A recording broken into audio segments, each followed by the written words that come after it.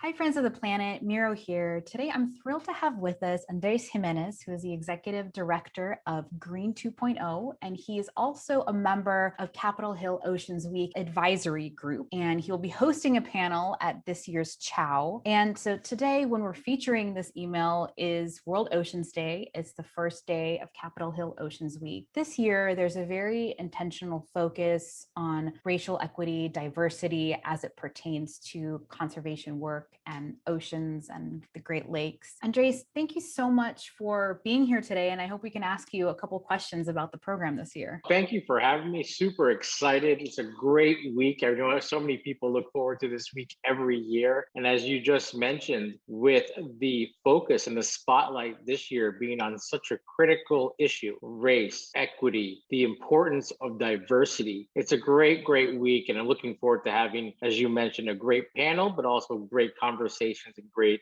events all throughout. In planning for this year's event, can you talk a bit about how the conference is planning on highlighting these issues from a programmatic standpoint? Well, the National Marine Sanctuary really looked at past CHOWs ahead of this year, and they said, we need to be better. We need to be bringing more groups together. We need to be talking about diversity and race, equity, all of these critical issues. And what a great way to do it than at CHOW, bringing all of these groups that come together every year, all of these amazing ocean leaders, these leaders from across the country and from around the world. What better way to say we prioritize diversity than by making it a mainstay at CHOW and making sure that it is a big focus of the event, that the focus is on the panels, the focus is on bringing in diverse voices. It's just terrific that they're really emphasizing and being a hub for so many organizations and leaders to be able to come together and really start talking about these important issues to the public and to organizations that perhaps aren't making this a priority. So by showing that they are really focused on this year, I think that organizations are going to say, wow, everyone is coming together to really work on these issues. I wanted to ask, in your capacity as the executive director of Green 2.0, your organization focuses a lot on shining a light on the fact that a lot of conservation organizations and conservation work have not made as much progress as perhaps they've needed to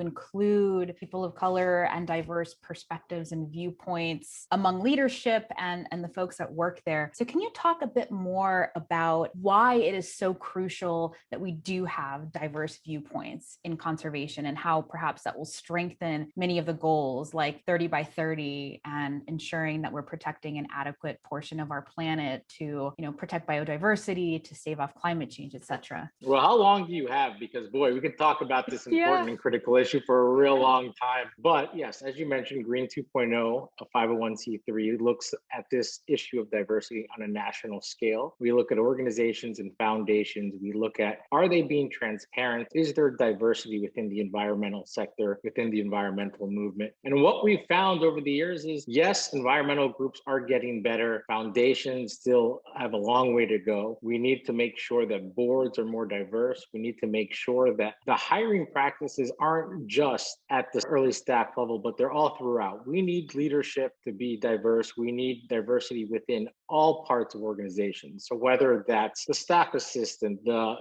communications, the VP, the finance, we can't and shouldn't look at organizations that are hiring for one position and saying, oh, they check the box. We need this amazing diversity all over organizations, all throughout, making organizations stronger and better. When you have a diverse group of people speaking at every different part of an organization, you're going to make that organization stronger because you're bringing with it their backgrounds, their communities, their amazing diversity. And so until we actually have a culture change within organizations, we're actually not going to be making the change that is needed to accelerate change within the environmental community and make sure that we are doing the best we can as quick as we can to make sure that we're saving our planet. Absolutely. And, I think having a multitude of perspectives just helps cover a lot of our blind spots in the conservation movement as we move toward addressing even greater challenges. So before we let you go, can I ask about your panel and where our readers and viewers might be able to catch you this this Chow Week? Absolutely. Our panel is an amazing panel. I'm sitting as a panelist. We have Whitney Tome as the moderator. We've got folks from Green Leadership Trust. We have just amazing folks jumping on this panel to talk about diversity. How is it impacting the environmental sector?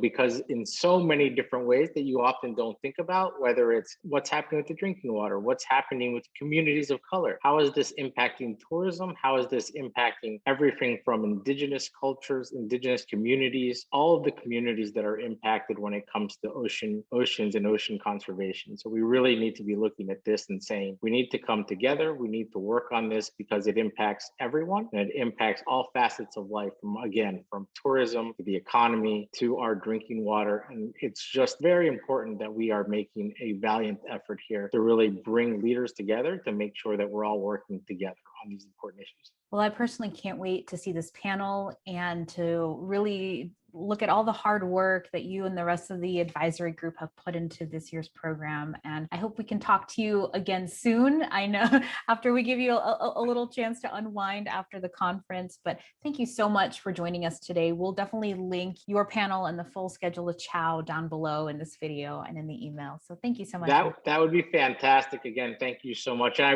do want to say that I'd like to highlight that Chow has done a wonderful job this year of highlighting diversity. And there is an amazing FAQ page that folks should be checking out to learn more about their efforts and how they can be working with the National Marine Sanctuary Foundation. Wonderful. Thank you so much. Have a great day. Thank you.